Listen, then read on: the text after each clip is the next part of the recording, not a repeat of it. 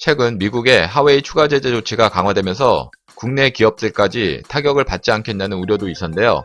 그러나 오히려 중장기적으로 보면 국내 기업들에겐 큰 기회와 반사이익을 볼 수 있다는 소식입니다. 어떤 내용인지 자세한 내용 살펴보도록 하겠습니다. 구독하기, 좋아요 많이 눌러주시기 바라겠고요. 자, 그럼 본격적인 방송 시작합니다. 미국 정부의 중국 하웨이 추가 제재안으로 오는 15일부터 삼성전자와 SK하이닉스는 중국 하웨이에 반도체 공급을 중단합니다. 지난달 17일 미국 정부가 발표한 하웨이 추가 제재안으로 인해 국내 메모리 반도체 업체도 하웨이에 공급할 수 없게 된 것입니다. 제재안이 발표되면 미국 기술이 사용된 제품을 하웨이에 팔거나 하웨이가 만든 제품을 받는 기업들 모두 미국 정부의 승인을 받아야 합니다. 이는 사실상 중국 이외의 하웨이 납품사들과 하웨이와의 거래가 중단된 것으로 삼성전자와 SK하이닉스도 공급이 중단되게 됩니다. 앞서 미국은 지난 5월 미국의 반도체 기술과 장비를 사용하는 기업들이 하웨이에게 반도체를 판매하지 못하도록 금지했습니다.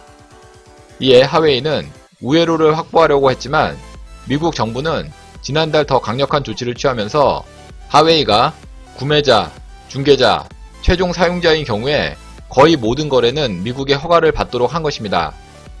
이로써 하웨이는 앞으로 미국의 허가 없이는 미국의 기술이나 장비를 이용하여 반도체를 생산하는 그 어떤 기업에게서도 반도체를 구매할 수 없게 되었습니다. 미국의 강화된 조치로 하웨이의 부품 공급 중단이 장기화될 경우 국내 메모리 반도체 기업에도 타격이 불가피하다는 지적도 나오고 있습니다.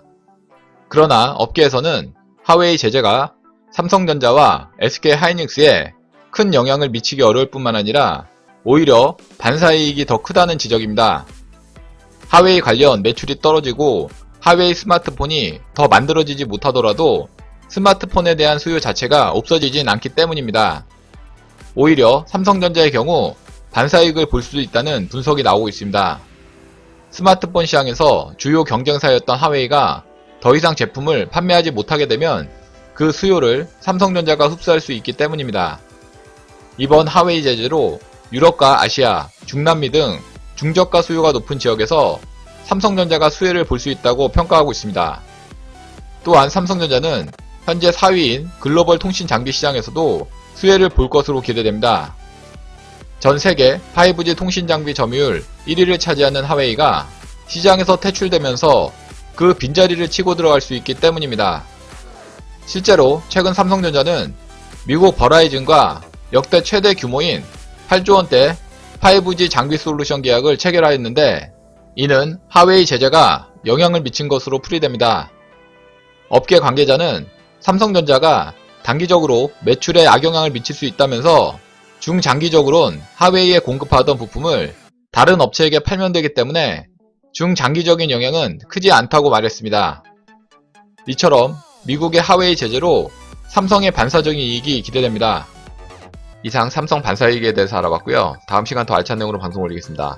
구독하기, 좋아요 많이 눌러주시기 바라겠고요. 댓글도 많이 남겨주시면 감사하겠습니다.